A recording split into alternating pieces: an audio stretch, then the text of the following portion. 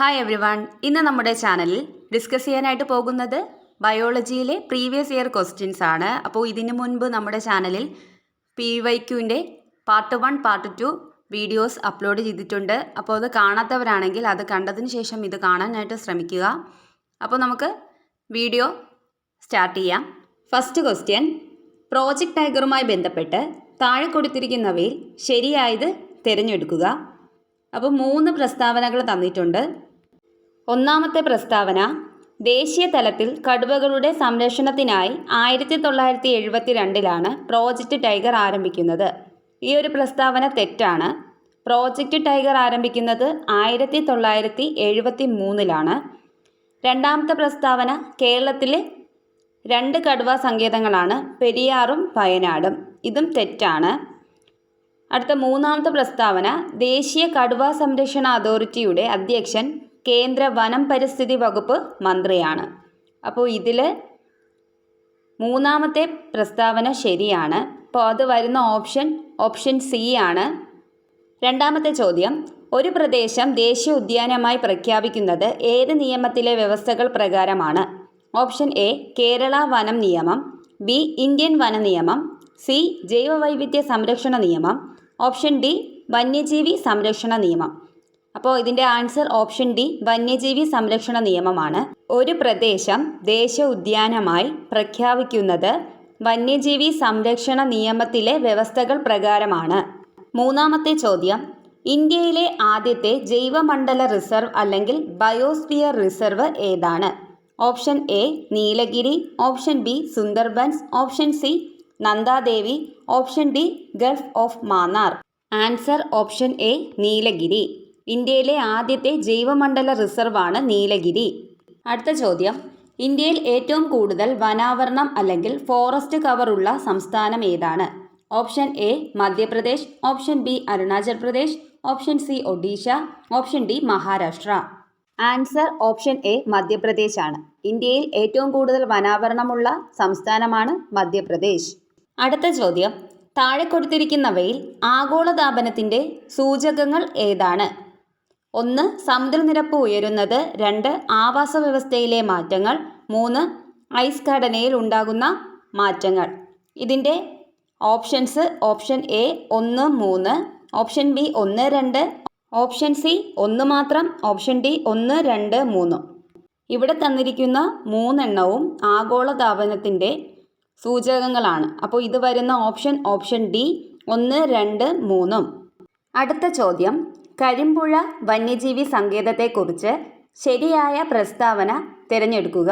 അടുത്ത ചോദ്യം, കരിമ്പുഴ വന്യജീവി സങ്കേതത്തെക്കുറിച്ച് ശരിയായ പ്രസ്താവന തിരഞ്ഞെടുക്കുക.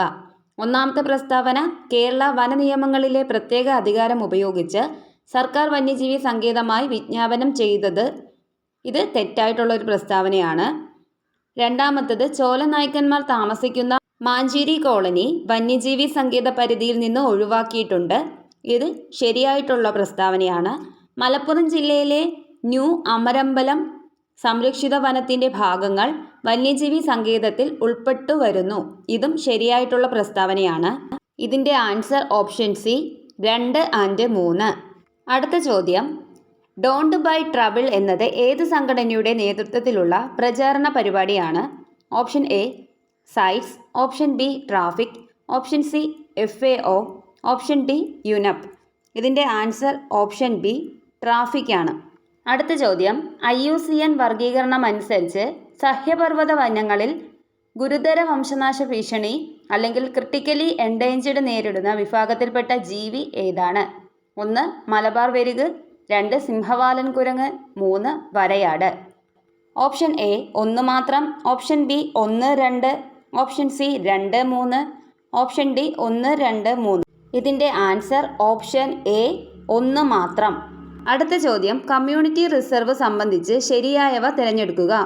1, കടലുണ്ടി വള്ളിക്കുന്ന് ആണ് കേരളത്തിലെ ആദ്യത്തെ കമ്മ്യൂണിറ്റി റിസർവ്. ഇത് ശരിയാണ്. വന്യജീവി സംരക്ഷണ നിയമത്തിലെ വ്യവസ്ഥകൾ അനുസരിച്ചാണ് കമ്മ്യൂണിറ്റി റിസർവ് രൂപീകരിക്കുന്നത്. ഇതും ശരിയായിട്ടുള്ള പ്രസ്താവനയാണ്. കടലുണ്ടി വള്ളിക്കുന്ന് റിസർവിൻ്റെ വിസ്തീർണം 1.5 ചതുരശ്ര കിലോമീറ്റർ ആണ്. ഇതും കറക്റ്റാണ്. അപ്പോൾ ഈ 3 പ്രസ്താവനയും ശരിയാണ്. ഇത് വരുന്ന ഓപ്ഷൻ ഡി 1, 2, 3.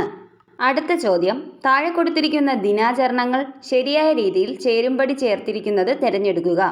അപ്പോൾ ഇതിൻ്റെ കറക്റ്റ് ഓർഡർ ആയിരിക്കും ഞാൻ പറയുന്നത്.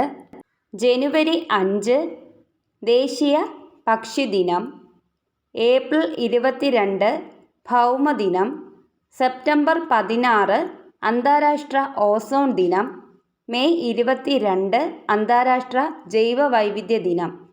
അപ്പോൾ ഇത് കറക്റ്റായിട്ട് വരുന്ന ഓപ്ഷൻ ബി ആണ്. അടുത്ത ചോദ്യം, താഴെ കൊടുത്തിരിക്കുന്ന നിയമങ്ങളും അവ നടപ്പിലാക്കിയ വർഷങ്ങളും ശരിയായി ചേരുംപടി ചേർത്തിരിക്കുന്നത് തിരഞ്ഞെടുക്കുക. അപ്പോൾ ഇതിലെ കറക്റ്റ് ഓർഡർ ആയിരിക്കും ഞാൻ പറയുന്നത്. ഇന്ത്യൻ വന നിയമം 1927, വന്യജീവി സംരക്ഷണ നിയമം 1972, കേരള വന നിയമം 1961, ഫോറസ്റ്റ് കൺസർവേഷൻ ആക്ട് 1980. അപ്പോൾ ഇത് വരുന്ന correct option A 1B, 2D, 3A, 4C.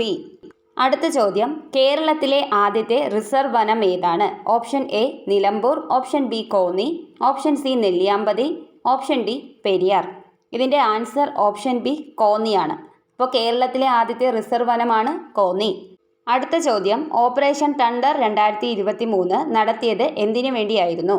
Option A ഇന്ത്യയിലെ കടുവാത്തോൽ വ്യാപാരികളെ പിടികൂടുന്നതിനായി, ഓപ്ഷൻ ബി അന്തർ സംസ്ഥാന നാട്ടാനകളുടെ കടത്ത് പിടികൂടുന്നതിനായി, ഓപ്ഷൻ സി അന്താരാഷ്ട്ര തലത്തിലുള്ള വന്യജീവി കള്ളക്കടത്ത് കണ്ടെത്തി നടപടി സ്വീകരിക്കുന്നതിന്, ഓപ്ഷൻ ഡി ഗുരുതര വംശനാശ ഭീഷണി നേരിടുന്ന വന്യജീവികളെ കണ്ടെത്തുന്നതിലേക്ക്. ഇതിൻ്റെ ആൻസർ ഓപ്ഷൻ സി അന്താരാഷ്ട്ര തലത്തിലുള്ള വന്യജീവി കള്ളക്കടത്ത് കണ്ടെത്തി നടപടി സ്വീകരിക്കുന്നതിന്. അടുത്ത ചോദ്യം, ലോക പരിസ്ഥിതി ദിനത്തോടനുബന്ധിച്ച് താഴെ പറയുന്നവയിൽ ശരിയായവ തിരഞ്ഞെടുക്കുക.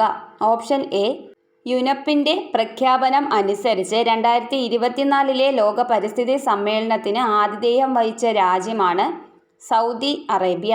ഓപ്ഷൻ ബി 2021 മുതൽ 2030 വരെ യുനെപ്പ് പരിസ്ഥിതി പുനഃസ്ഥാപന ദശാബ്ദമായി ആചരിക്കുന്നു. Option C 1972 UN general assembly സമ്മേളനമാണ് ജൂൺ 5 പരിസ്ഥിതി ദിനമായി ആചരിക്കുവാൻ തീരുമാനിച്ചത്. Option D all of the above.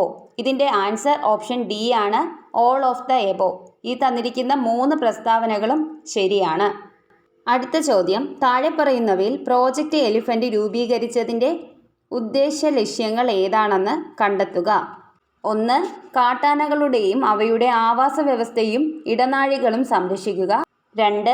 മനുഷ്യ വന്യമൃഗ സംഘർഷം മൂലമുണ്ടാകുന്ന പ്രശ്നങ്ങൾ പരിഹരിക്കുക. 3. നാട്ടാനകളുടെ ക്ഷേമം ഉറപ്പാക്കുക. Option A 1, 2, option B 1, 3, option C 1 മാത്രം, ഓപ്ഷൻ ഡി 1, 2, 3. ഇതിൻ്റെ ആൻസർ ഓപ്ഷൻ ഡി 1, 2, 3 ആണ്. അടുത്ത ചോദ്യം, റെഡ് ഡേറ്റ ബുക്കിൽ കറുത്ത നിറത്തിലുള്ള കോഡ് നൽകിയിരിക്കുന്നത് ഏത് തരം ജീവികളെ സൂചിപ്പിക്കുവാനാണ്? ഓപ്ഷൻ എ വംശനാശം സംഭവിച്ചവർ, ഓപ്ഷൻ ബി വംശനാശ ഭീഷണി നേരിടുന്നവ, ഓപ്ഷൻ സി പ്രത്യേക പരിഗണന ആവശ്യമില്ലാത്തവർ, ഓപ്ഷൻ ഡി അധിനിവേശ ജീവികൾ. ഇതിൻ്റെ ആൻസർ ഓപ്ഷൻ എ വംശനാശം സംഭവിച്ചവർ. അടുത്ത ചോദ്യം, വൈൽഡ് ലൈഫ് ഇൻസ്റ്റിറ്റ്യൂട്ട് ഓഫ് ഇന്ത്യയുടെ ആസ്ഥാനം എവിടെയാണ്? Option A Hyderabad, option B Kolkata, option C Mumbai, option D Dehradun. ഇപ്പോൾ wild life institute of India സ്ഥിതി ചെയ്യുന്നത് ഡെറാഡൂൺ ആണ്. ഇതിൻ്റെ ആൻസർ ഓപ്ഷൻ ഡി. അപ്പോൾ ഇതാണ് ഇന്നത്തെ നമ്മുടെ വീഡിയോ. നമ്മുടെ വീഡിയോസ് ഇഷ്ടമാകുന്നുണ്ടെങ്കിൽ ഒന്ന് ഷെയർ ചെയ്യുക, സബ്സ്ക്രൈബ് ചെയ്യുക, അതുപോലെ തന്നെ ലൈക്ക് കൂടി ചെയ്യുക. അടുത്ത വീഡിയോയിൽ കാണാം. Thank you.